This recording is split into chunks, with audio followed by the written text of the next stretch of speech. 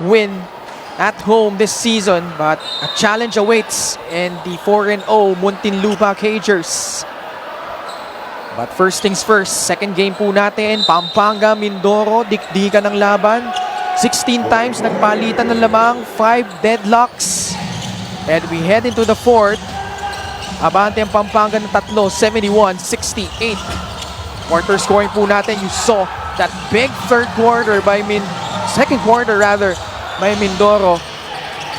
18 of those coming from Bam Bam Gamalinda alone, but here in the third and in the second half has been held scoreless so far. Nakaagaw pa si Renz. Palma off to the races, lays it up and in. Ito yung naging problema ng Mindoro this season. They have a good starts and then they let down in the third quarter. So very crucial itong unang 2 minuto ng fourth quarter para sa kanila. Are they gonna let themselves fall into a hole against Pampanga? Are they gonna let the Giant Lanterns continue with their running game as this is another transition attempt? Or can they hold the fourth down? Finally, Renz Alcoriza buries a free. Much to the delight of some of the Pampangans here inside the Orion Sports Complex. Getting the first 5 points are the two-time defending champions. Alcoriza finding the stroke here in the fourth. And we'll pause for a break. Pampanga ahead over Mindoro 76-68. Babalik kami.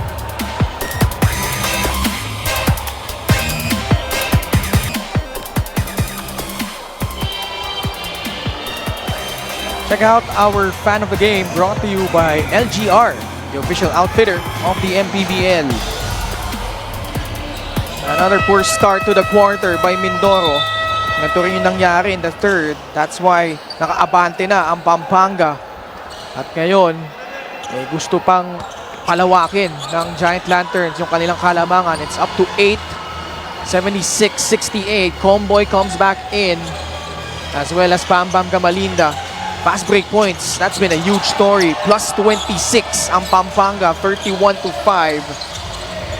And Mindoro is dead last in terms of fast break points. 7.9 fast break points a contest. And that's been the demise for them again in this game against the Giant Lanterns. And the reason being is because Mindoro is not really a very good rebounding team. And when you can't get rebounds, hindi ka rin makakatakbo. Ramirez will trigger it in from the sideline, almost a turnover. Ino Comboy. Lalata switching on him. Bono. 5 seconds remaining on their shot clock. Comboy has to put up a three. Oh, he gets it! Just in the nick of time for Ino Comboy. Pero nakita mo rin naman talaga yung tindi ng depensa nitong Pampanga. Just getting Mindoro late into their shot clock. That's definitely a foul on GP Paundo. Clearing out, ito si Ashon Andrews. Tingnan natin ang nangyari dito. There was a switch. Paundo forced to try and cover Ino Comboy on that shot. And we have a report by Sidney Crespo about the Mindoro Tamaraws. Earlier, after 2 quarters, the Mindoro coaches observed that their team is really enjoying this game. Now, whether that helps or not, Coach Benji reminded them that it's back to 0-0 here. The 2-time national champions can neutralize them. So on their end, they need to go back to what they were already doing and stay focused on their strengths like running the floor and maximizing their outside shooting. Nakita natin yan saglit ng third quarter. Para sa kanyang guards, sabi ni Coach Benji, give and take lang. Kung para sa iyong opensa, be confident to take it. Kung hindi, be smart and share the ball. Ken Javi? Oo, naglamig na rin yung shooting dito ng Mindoro. And again, to your point, Javi, they're not a good transition team as a result of them not controlling the boards. +9 ang Pampanga in that department. But Ramirez able to turn the corner, lays it up and in. Ramirez picking up the slack here in the second half para dito sa Mindoro. Gamalinda has not yet scored here in the second half. RJ with 12 to go along with 5 boards. Swing pass, Concepcion, step back free. Short. Rebound tracked down by Wendell Comboy. It's Archie Concepcion. Homeboy putting the moves on. Able to elude Archie, but can't can the free. I don't think that was a very good shot. First of all, they were early in their shot clock, and the defense was right there with them. Great pass from Raymond Binuya as Chris Calata came strolling in. Play of the game is brought to you by 1xBet, the title sponsor of the Mpbl. 1xBet, your choice, your victory. Feel more games with 1xBet. RJ Ramirez making a strong drive to the basket. I think this has been the first game in a long time since he's been able to score double figures in a game. Lalata, pasok yung unang free throw. 14 points. Sablay nga lang yung pangalawa. 77-73. June Manzo is back in. Down low they go to Ken Bono. Face-up jumper. Picture perfect from the former UAP MVP. Natawa na lang doon si Larry Muyang. 77-75. Mindoro continuing to defend with that 2-3 zone. And Concepcion making them pay. A free from Archie. Actually, it looked more like a 1-3-1 zone on that last play. But Concepcion walang pag-aalinlangan doon. 80-75. Pampanga abante ng 5 puntos. Bono on the other side. Now he backs down Larry Muyang. Gets into the paint. He gets hacked. Foul against Pampanga. It will be against Chris Lalata. Might have been a lucky call para sa kanila. Gamalita was waiting for it to come to him. He was wide open. Andrews gets back to the bench. Balik si RJ Ramirez sa laro. This is probably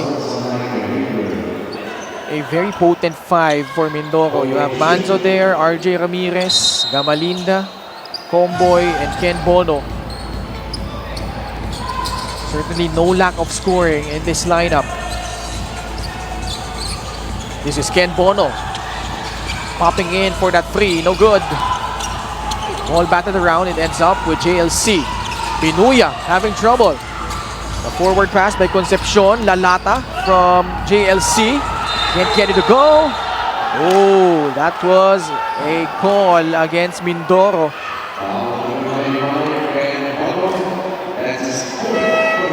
The late whistle there by our game official. Ken Bono returns to the bench. In comes Jonas Tibayan.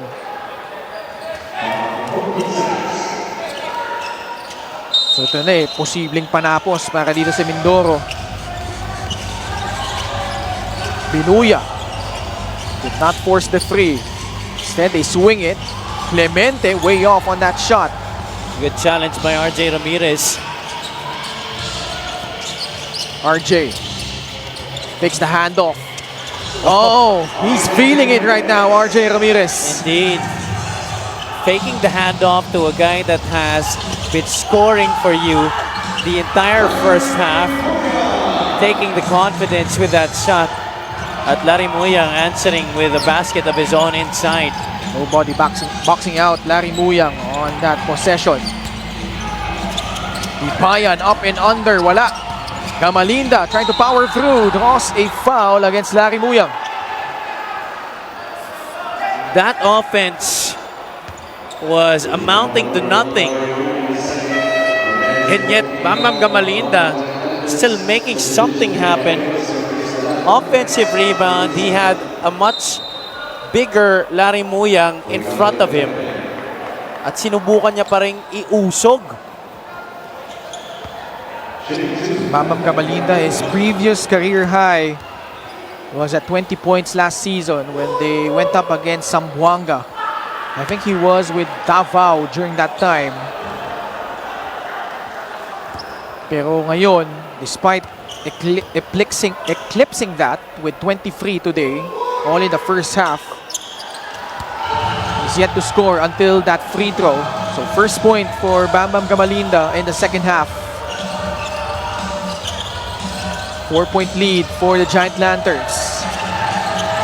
past the halfway point of the fourth. Alcoriza pinilit. A stop here by Mindoro. Banzo is ahead. He gets it in. Rare fast break point for Mindoro. That's only their 7th fast break point in this game.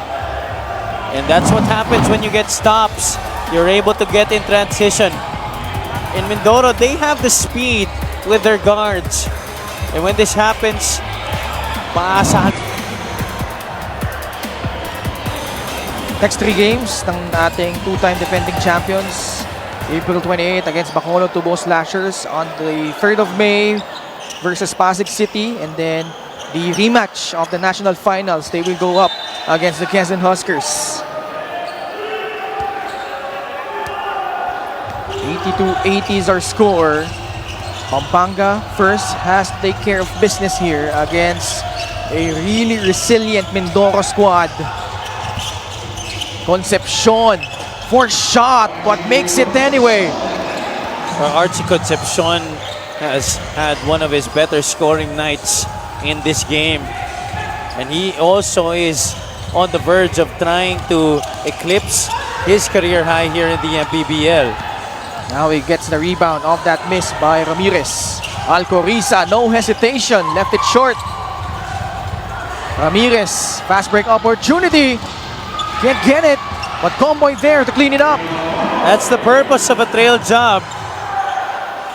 You assume that the layup will be a miss. And that time, Wendelino Comboy able to get the putback for Mindoro. Dangerous pass. Concepcion able to catch it. Guarded by Ramirez. Gets past him. Can't get the finish, but he gets fouled. Mindoro is lucky that Concepcion did not make the basket and have the opportunity for a three-point play. Ashon Andrews will come in. Pagpapahingay niya muna dito si RJ Ramirez, who's been huffing and puffing, doing it on both sides of the floor. Concepcion at the line. Previous career high ni Archie was at 30 points. It came against the Quezon Huskers back in the elimination game that they had last season. Now has 26 points.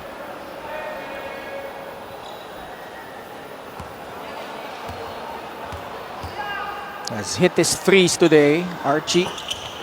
Pasok yung pangalawa. 86-82. 3 and 28 to go in the fourth. The Malinda has been silenced here in the second half. Guarded by Muyang. Ups that spot, but that one rolls out. Still without a field goal here in the second half. Concepcion. This time Andrews guarding him. Archie looking for someone to pass to. Now he puts the ball on the floor. The up and under move by Archie Concepcion. What a bailout shot there para sa Pampanga. 29 points in the game para kay Archie Concepcion. More importantly, extending this Pampanga lead to 6. Comboy, the hesitation. Skip pass, dangerous one. Andrews able to get it back. Ooh, a foul against Binuya. With only 5 seconds on the shot clock of the Tamaraws. Play of the game brought to you by 1xBet, the title sponsor of the Mpbl. 1xBet, your choice, your victory. Feel more game with 1xBet. What a nice counter there. Andrews playing good defense, but the fake going to the up and under para dito kay Archie Concepcion, making that happen para sa kanya. Pasok yung unang free throw ni Ashon Andrews, who has earned some minutes here for Mindoro. Second one doesn't get the bounce. They're expecting him to be one of the next up-and-coming stars for this team. But he's been inconsistent this season. Obviously, still trying to feel his way around the league. Egilos laban kay Tibayan. The cut by Binuya over Manzo. Wala. Andrews trying to bounce it off a Pampanga Giant Lantern. Coach Pedic up in arms. Ano ba yung tawag dito? Is it Pampanga basketball? No, I think it's gonna be, yeah. No, I think it's Mindoro. Ito si Binuya nag-inbound. Okay, yeah. So, reverse nila yung call. Oh, initial call was Mindoro ball. 2 minutes and 10 seconds remaining. Good stop. A crucial one by Ino Comboy. Comboy, the fake, puts up a free. It's good! Down to our final 2 minutes of regulation. Wow, how many times has he hit that big shot for the Tamaraos this year? Clemente, baseline drive. Steal. Manzo off to the races against Binuya. Gets it up, gets it in. Oh, what a comeback by Mindoro. 6-0 run by the Tamaraos. You talk about the resiliency of these Tamaraos, Ken. They're showing it again, and that's why Pampanga, you also mentioned, has to be wary of them coming back into this game. Ganito rin ang nangyari sa kanila against Parañaque. The Patriots were on the verge also of getting that victory, but then Mindoro coming back in the final moments. And here, the guards once again. Earlier, Comboy with the three-pointer and June Manzo getting that steal and the finish on the break. June Manzo coming in clutch again in this. How about Ino Comboy? 19 points, including the game-winning basket against Zamboanga. And he also had 3 3-pointers in that game. Here, Javi only had 3 points in the first half, but sizzling for 13 here in the last 2 quarters. And when push comes to shove, you can always rely on Ino Comboy. He's either gonna bail you out or you're gonna have to live with his missed shots. But of course, Ino Comboy here in the second half para sa Mindoro has come alive and really helped the Tamaraos tie this game up at 88 apiece. Pampanga in another tight contest against Mindoro. Muyang, marginal contact, gets it in. Big boy move by Larry Muyang. We talked about how he hasn't been so much involved offensively para sa Pampanga. I feel like they have a big advantage with Larry Muyang on that block one-on-one. Comboy now with the basketball. Oh, the bounce pass, Tibayan. Oh, great feed. Andrews gets fouled. Wow, what a nice find. That was turning up to be an empty session para dito sa Mindoro. Masusubukan muli si Ashton Andrews at the free throw line. It's gonna be a challenge for Pampanga. Coach Peric Di Matulak. Ooh. Pampanga challenging that last foul call against them. We'll pause for a break. We'll be back for the result of this challenge. Upon review, the challenge was unsuccessful. Bigo si Coach Pedic sa kanyang pag-challenge doon sa last foul call na tinawag laban sa Pampanga. So Andrews at the line. Here we go. This was the last second dish by Tibayan to Andrews. That great presence of mind by Jonas Tibayan. Alam niyang kuyog na siya ng depensa doon eh. Dalawa yung sumabay sa kanya. It was, I think, Concepcion and Egilos. At si Egilos yung bantay ni Jonas Tibayan. Ooh, big miss at the line. This game has featured 6 deadlocks and 16 lead changes. Free throw shooting, only 55% for Mindoro. Those 2 misses may come back to haunt them. A minute remaining. Pampanga up by 2. Concepcion laban kay Comboy. The cut. Egilos gets it in. Beautifully played. Excellent reads offensively by Pampanga. Some championship poise for the Pampanga Giant Lanterns. Take a look at this one. Concepcion was blitzed. He was forced to give it up. And on the roll, Egilos staying with that pass. Nice find by Clemente from that right corner. And Mindoro calling for time here. But still a lot of time left, Javi. 50 seconds. Let's listen in. Wakin! Jonas! Listen up. Ino inbound. June, RJ. Bam, Ken.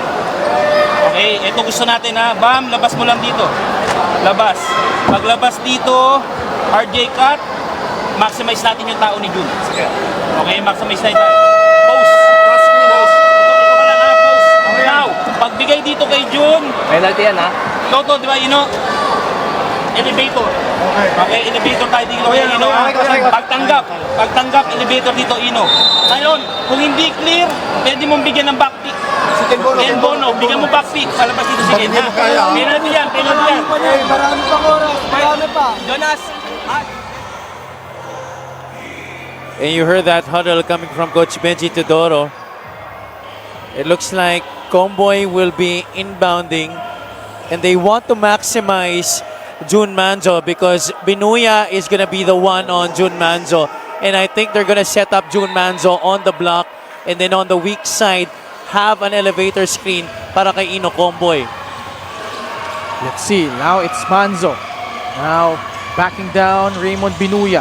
Wala nangyari sa weak side action. So Manzo decides to power through. Oh, he traveled. Excellent defense. What a stand defensively by Raymond Binuya. See what happened here. Holding his ground and forcing June Manzo to drag his pivot foot right before he went for that pirouette. Oh, yun. Malinaw yun. Even he knows it. Both teams, no more timeouts. Oh, a steal. Mindoro. Comboy inside. He scores. This is not yet over. 36 seconds remaining. No need to foul if you're Mindoro. Although they still have a foul to give. Archie crossing the timeline. Binuya now against Comboy. 10 seconds on their shot clock. Oh! Ramirez! Oh, foul! There was a foul! I did not hear the whistle, Javi. But apparently, may foul na tinawag against Mindoro. Wow. That's a big call. I was expecting the foul to be called earlier. Kaya lang wala na silang tinawag. So I thought they were gonna let the players play through it. But that was their foul to give. 5-second differential between shot clock and game clock. Binuya. Oh, they're fouling. Interesting. For Mindoro, they don't have any more timeouts here. They didn't need to. Yeah. They could have played it out.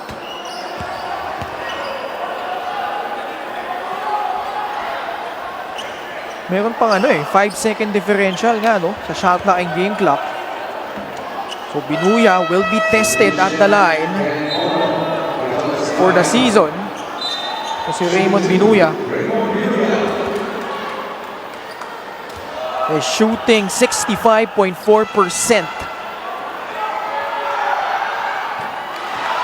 Gets it in. The first one.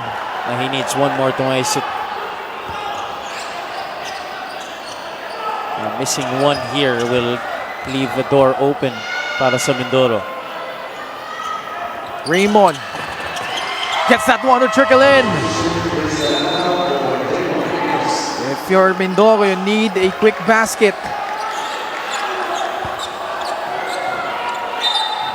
Ramirez to trigger it in. Comboy trying to get past Raymond Binuya.